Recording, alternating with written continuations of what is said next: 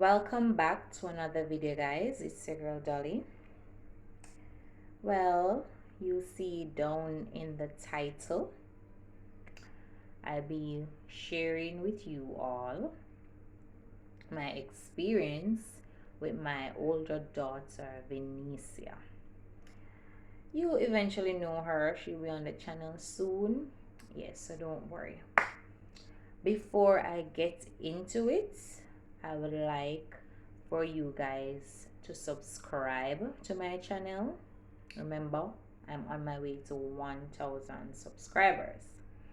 I would love for you to subscribe, like the video. You can drop a comment if you wish, and share. Tell a friend to tell a friend to tell a friend. Help me grow with me. Okay? Be a part of my journey. All right. So, I have an 8-year-old who's unable to walk, and I'm going to tell you all about it. All right. So, when I'm say cut long story short, yeah. I remember the day they took me in. Admit me, same difference. One of the nurses was like, Miss McLean, where are your stuff? Didn't we told you we were going to take you in today? No, you did not. So I was like, no one informed me about that. She said, well, call someone to take your stuff because you will be staying with us tonight. And I said, okay. Anywho, while I was at the clinic, I was feeling on and off pain. However, I was just trying my best to bear it because it wasn't that bad at the time. So I remember a nurse came to me and she said, come, we need to sign up some papers, all of that, because I got C-section with Venetia. Yes, so you have to give them permission to work on your body. So she was telling me all about C-section, what to expect before and after ATT. So I signed the papers and I was there waiting in the night, feeling pain.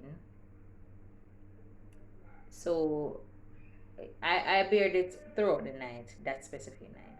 The next day now, I think it was in the afternoon, the pain got unbearable.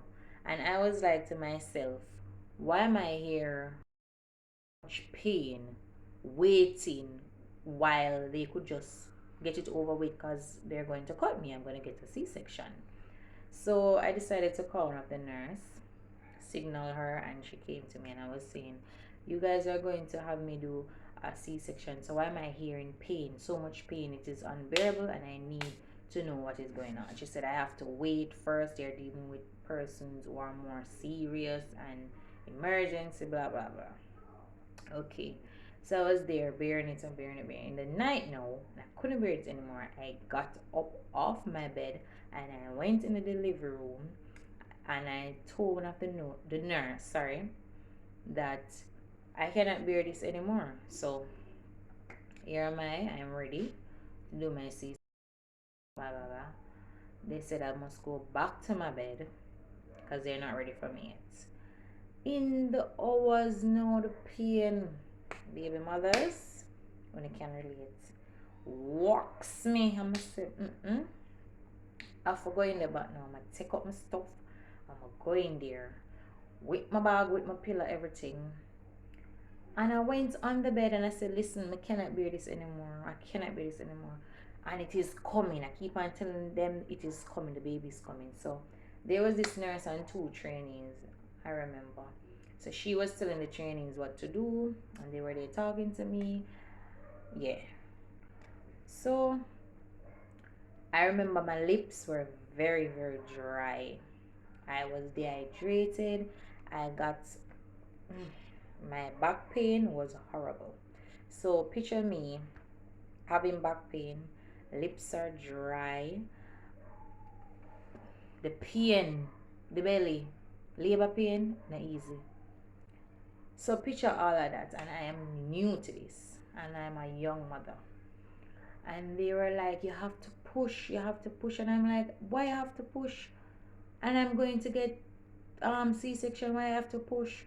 They said the longer I'm here complaining, is the longer the baby is down there, and the longer the baby is down there, is the longer the baby not getting any oxygen. And you know, girls start fret because at the first, I'm gonna want to go wrong with me, I'm gonna go on wrong with the baby. So I'm start push, I couldn't do it. I couldn't do it.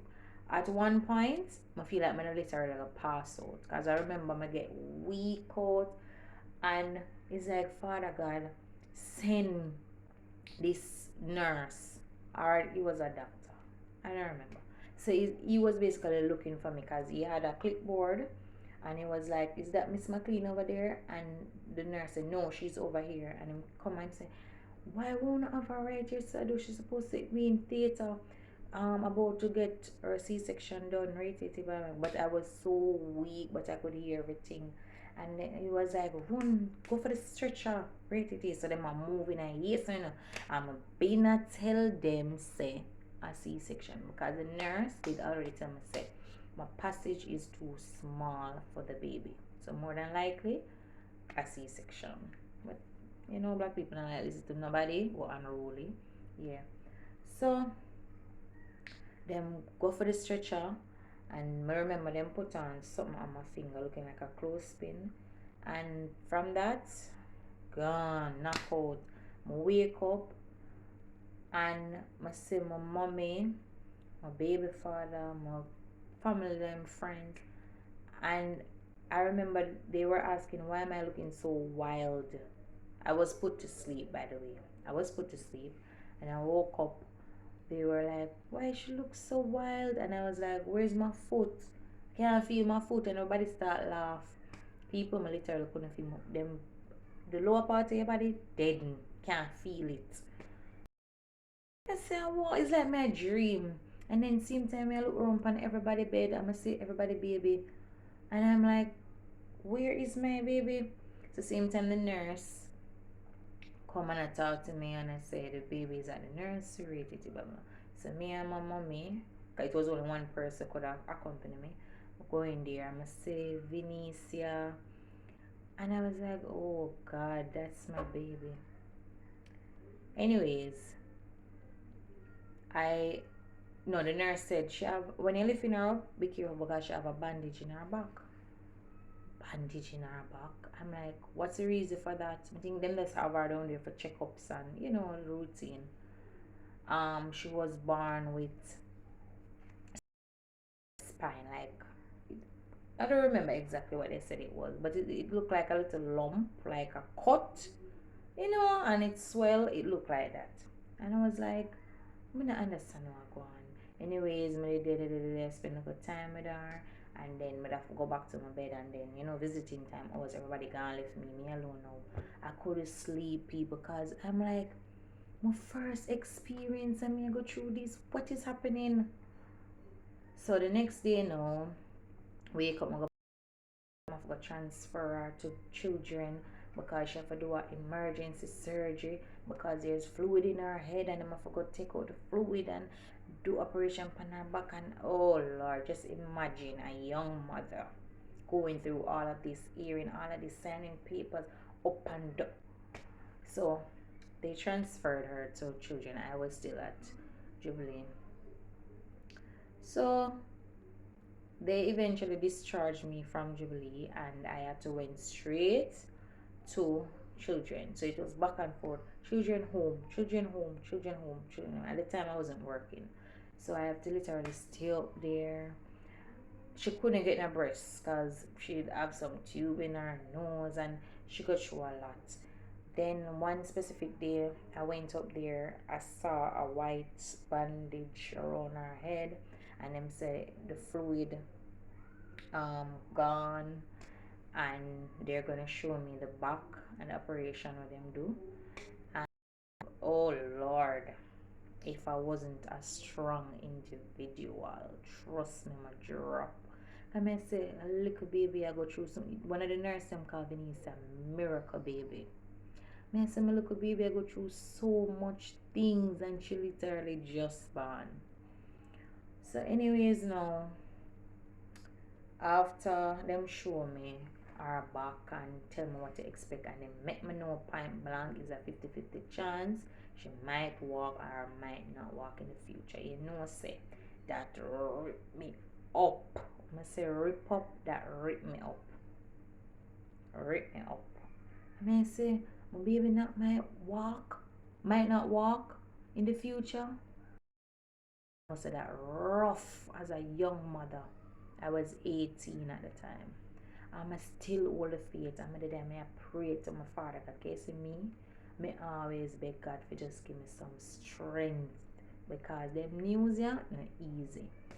And as I go along, I had to visit her, the children go till them come one day the woman say, Miss McLean, your daughter is now discharged from children and you can come pick her up right there. And you know, oh glad because I never get that feeling there. If I can come home, get discharged and come home with a baby and can just relax. It was always me thinking of her. I pray one day I'm gonna get no bad news. Say she dead. So when them because one day I remember when I went up there was a lady saying, are you a little baby that? And I was like, yes. And I say, every day them draw blood from her for test her every day and God say I know it rip up my heart. Every day you draw blood from a baby for the test. A baby.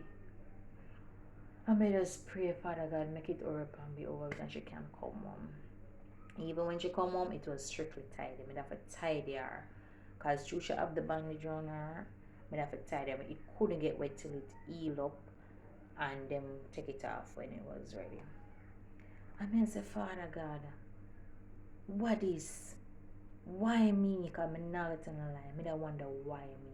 But you remember, when I remember how strong I am, I know I would have overcome all of that. I say, Father God, I not even go question anymore. But just like do what I have to do. I'm gonna make a promise. I'm gonna always be in my daughter's life. Always be in my daughter's life. And today, my daughter is 8 years of age and I am still with her. This year, she will be 9 if Father God spare life. My daughter is not walking. As I said, the doctor them says a 50-50 chance because upon the spine damage, and you know how that go. Me though, me strongly believe that when them a rush with me, them probably hurt my baby. But you know how doctors go. Them a go pick up for them one another. And I don't have any proof. You understand? So I try talk to them, ask them if them sure of that, which me know them wanna deny it. Them say yes, that is the way she was born, and you know doctors I can pick up for doctors. And I just say, well, I half a day for tell Venicia. I half a day for Venicia regardless. Me for sure love.